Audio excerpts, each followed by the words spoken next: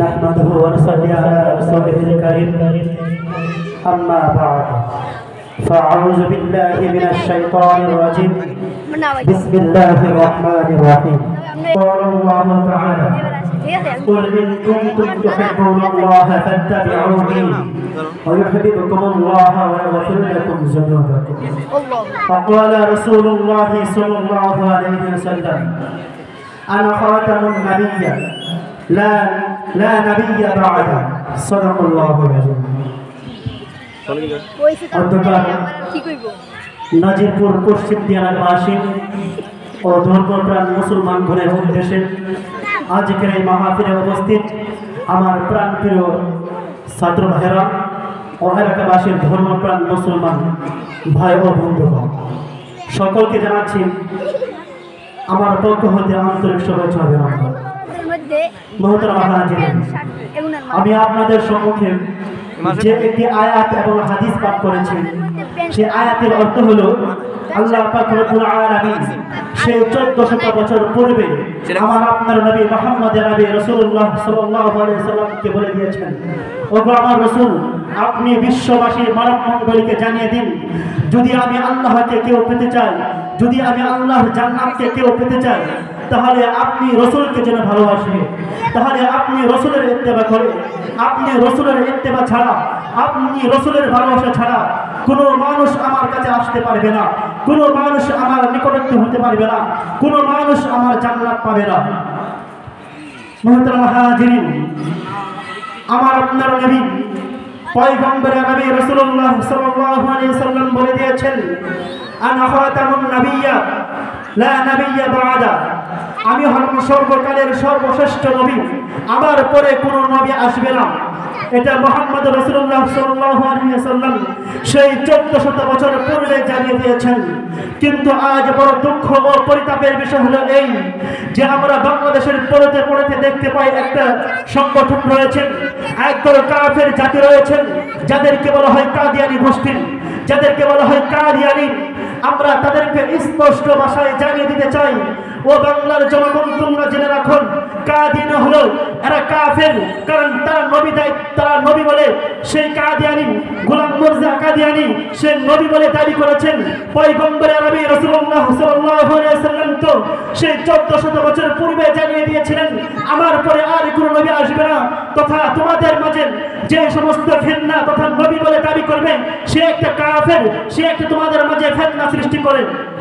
তাই মুহতারাম হাজিরিন, বাংলার প্রত্যেকটি মানুষকে আমি একটি মেসেজ দিতে চাই, সেই মেসেজটি হলো কাদিয়ানীরা কাফের, কাদিয়ানীরা কাফের। এই কথাটা বাংলার জনগণ, বাংলার প্রত্যেকটি মুসলমানের অন্তরে গাঁথতে হবে, বাংলার প্রত্যেকটি মুসলমানের মুখে মুখে রাখতে হবে। স্লোগান হবে একটাই, কাদিয়ানীরা কাফের, কাদিয়ানীরা কাফের।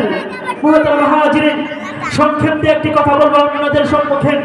সেই কথাটি হলো, বাংলাদেশে হিন্দু আছেন, বৌদ্ধ আছেন, খ্রিস্টান আছে, অনেক মুসলমান ছাড়া অনেক ধর্ম অবলম্বী রয়েছেন, তারাও তাদের ধর্মকে বিভিন্নভাবে পালন করেন।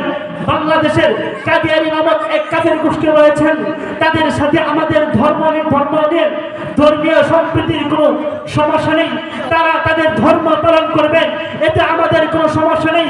কিন্তু তারা তাদের ধর্ম নিয়ে তারা একটা কুফর সম্প্রদায় হয়ে মুসলমান নামধারী করেন, বাংলাদেশের 16 কোটি মানুষের মুসলমানদের ঈমান হরণ করবেন। এটা বাংলাদেশের কোনো একজন ধর্মপ্রাণ মুসলমান নবীর সৈনিক বেঁচে থাকতেন, এটা কেউ বরদাস্ত করতে পারে না, এটা কেউ বরদাস্ত করতে পারে না। তাই আমি সকল মুসলমানদেরকে একটি মেসেজ পাঠাতে চাই, ও মুসলমান, তোমরা জেনে রাখো, যদি আমার আপনার নবী মুহাম্মদ নবী রাসূলুল্লাহ সাল্লাল্লাহু আলাইহি ওয়াসাল্লামকে কেউ ভালোবাসতে পারো, তাহলে আল্লাহ তাআলার জান্নাত পাবে। যদি তোমরা পয়গম্বর নবীকে ভালোবাসতে পারো, আল্লাহ তাআলার জান্নাত পাবে। তবে যখন তোমরা রাসূলুল্লাহ সাল্লাল্লাহু আলাইহি ওয়াসাল্লামের কোনো অবমাননা দেখবেন, ঘরে কে কি আছেন, কে কি বলবেন, সেটা দেখার কোনো প্রয়োজন নাই।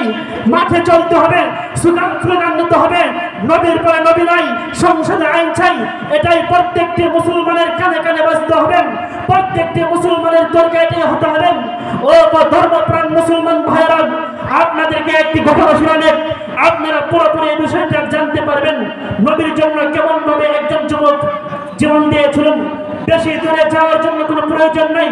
অল্প কিছুদিন আগে ভারতবর্ষে একটা কুলাঙ্গার, যার নাম ছিল ভোলানাথ, সে আমার আপনার নবীকে নিয়ে একটি ব্যঙ্গচিত্র করেছিল, একটি বই নাজিল করেছিল, একটি বই বানিয়েছিল, যেই কিতাবটির নাম ছিল রঙ্গিলা রসুল। এই বইটির মধ্যে আমার আপনার নবীকে নিয়ে বিভিন্ন ধরনের কটূক্তিমূলক কথা বলেছেন। ভারতবর্ষে একটি যুবক, কেউ কেউ সেই যুবকের নাম বলে আলিমউদ্দিন ছিল। সেই যুবক রাসূলুল্লাহ সাল্লাল্লাহু আলাইহি ওয়াসাল্লামের পক্ষ থেকে তার মনে আর সহ্য করতে পারলো না, সে আর সহ্য করতে পারলো না, ঘরে বসে থাকতে পারলো না। সে তৎক্ষণাৎ আলেম আতাউল্লাহ রহমাতুল্লাহি আলাইহি বললেন, ও হযরত, যদি আমি আল্লাহ রাসূলের জন্য জীবন দেই, যদি আল্লাহ রাসূলের সেই কটূক্তিকালীন গুণগানকে হত্যা করি, তাহলে সুনিশ্চিত আমাকে সেখানে হত্যা করা হবে, আমাকে শহীদ করা হবে, তাহলে কি আমি জান্নাত পাবো কিনা? তখন সেই যুবকটিকে আতাউল্লাহ রহমাতুল্লাহি আলাইহি বললেন, অবশ্যই হে যুবক, তুমি যদি আমার রাসূলের জন্য, তোমার রাসূলের জন্য জীবন দিতে পারো, খোদার কসম করে বলতে পারি আল্লাহ পাক রব্বুল আলামিন তাহলে তোমাকে জান্নাত দিবেন। তখন সেই যুবকটি মার কাছে গিয়ে বলে, মা, আমি আমার রাসূলকে নিয়ে যে কটূক্তি করেছেন, যে একটি ভয় বানিয়েছে আল্লাহ রাসূলের বিরুদ্ধে, আমি তাকে হত্যা করতে যাচ্ছি, তুমি আমাকে বিদায় দিয়ে দাও। সেই যুবক মার কাছ থেকে বিদায় নিয়ে চলে গেল সেই ভোলানাথের কাছে, যে বলে ভোলানাথের কাছে, হে ভোলানাথ, এই কিতাবটি কি তুমি লিখেছো? সেই ভোলানাথ উচ্চ কণ্ঠে বলে, হ্যাঁ, আমি এই কিতাবটি লিখেছি। তখন সেই যুবকটি নারে তাকবীর, আল্লাহু আকবার স্লোগান দিয়ে সেই ভোলানাথকে দ্বিখণ্ডিত করে দিল। আল্লাহর জাহান্নামের ভিতরে সেই ভোলানাথকে পাঠিয়ে দিল। তৎক্ষণাৎ সেই ভারতবর্ষের প্রশাসন এসে আলিমউদ্দিনকে গ্রেফতার করলেন। সেই কারাগারে যখন আলিমউদ্দিনকে টানা হল, তখন বাংলাদেশ থেকে একে ফজলুল হক, শেরে বাংলা ফজলুল হককে নেওয়া হলো তার পক্ষে উকিল হিসাবে। সেই ভোলানাথের বিরুদ্ধে যে যুবক আলিমউদ্দিন ভোলানাথকে হত্যা করেছেন, সেই যুবককে বলল, শেরে বাংলাকে ফজলুল হক সহ অনেকে তাকে বলল, হে যুবক, তুমি বলবেন, আমার মাথায় কয়েকদিন যাবৎ সমস্যা ছিল, তাই আমি বুঝতে পারি না ভোলানাথকে হত্যা করে ফেলেছি। যুবক চিৎকার করে বলে, না, আল্লাহর কসম, আমি কখনোই কথা বলতে পারি না। তোমরা যদি আমার চক্ষু দেখতে পারতেন, তোমরা যদি আমার চক্ষু নিয়ে তোমাদের চোখে লাগাতেন, ওই দেখো রাসূলুল্লাহ সাল্লাল্লাহু আলাইহি ওয়াসাল্লাম আমাকে হাত ছাড়িয়ে রাখছেন। আয় আলামতি নাই, অল্প কিছুক্ষণের মাঝেই তাকে আমার কাছে পাঠিয়ে দেবে সেই সমস্ত মানুষেরা। তুই নিশ্চিত আমার কাছে এসে যাবেন, তুই আমার জান্নাতে এসে যাবেন। মুহতারাম হাজিরিন, সেই আলিমউদ্দিন নারে তাকবীর, আল্লাহু আকবার ফিরুন, সেই মিথ্যাকে প্রত্যাহার করলো, সেই সত্যকে অবলম্বন করলো। মুহতারাম হাজিরিন, কথা আমার এটাই ছিল, কাদিয়ানীদের বিরুদ্ধে আমাদের গর্জে উঠতে হবে। গত কয়েকদিন আগে দেখা গিয়েছে পঞ্চনগরে মুসলমানদেরকে কাদিয়ানী সম্প্রদায় নিরীহভাবে গণপিটুনির মাধ্যমে অনেক মুসলমানকে নির্যাতন করেন, নিরীহভাবে হত্যা করা হয়েছে। আমরা বাংলাদেশের সকল ধর্মপ্রাণ মুসলমানদেরকে বলতে চাই, ও মুসলমান ভাইয়েরা, তোমরা কি এখনো ঘুমিয়ে থাকবেন? জাগো, জেগে ওঠো, তোমাদেরকে জাগার সময় হয়েছে, তোমাদেরকে কাদিয়ানীদের বিরুদ্ধে লড়তে হবে। তোমরা জেগে ওঠো, বলো কাদিয়ানীরা কাফের, কাদিয়ানীরা কাফের। মুহতারাম হাজিরিন, আমরা সকলেই একটি স্লোগান মুখে দিতে চাই, কাদিয়ানীরা কাফের, কাদিয়ানীরা কাফের। এই বলে আমার বয়ানকে সংক্ষিপ্ত করেছেন।